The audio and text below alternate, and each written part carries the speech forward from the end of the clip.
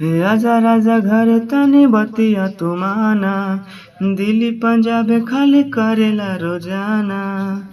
हे आजा राजा घर तनी बतिया तू माना, दिल्ली पंजाब खाली करेला रोजाना।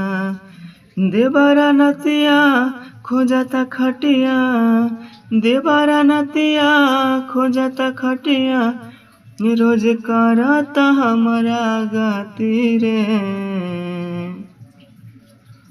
हमरा के कहता कि चांद के पार ले जाती रे, हमरा के कहता कि चांद के पार ले जाती रे। तो कैसे हैं आप सब? उम्मीद करते आप सब बिल्कुल ठीक ही होंगे। मैं आप सबका गीतकार राम सक्सेना। तो मैं आप सबके लिए ये भोजपुरी गाना लेकर आया हूँ। अगर आपको ये गाना पसंद आता है तो आप गाने ये ले सकते हैं बिल्कुल फ्री में, और नहीं तो आप नए को न्यू ट्रैक लिखवा सकते हैं। तो चलिए, गाने का ये मुखड़ा था, तो चलिए गाने का अब अंतरा सुनाते हैं।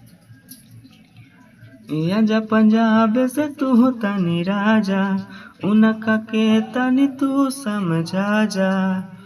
आजा पंजाब से तू तनी राजा, उनका के तनी तू समझा जा।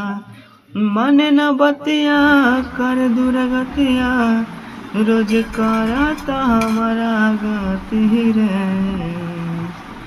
रोज करता हमारा गति रे।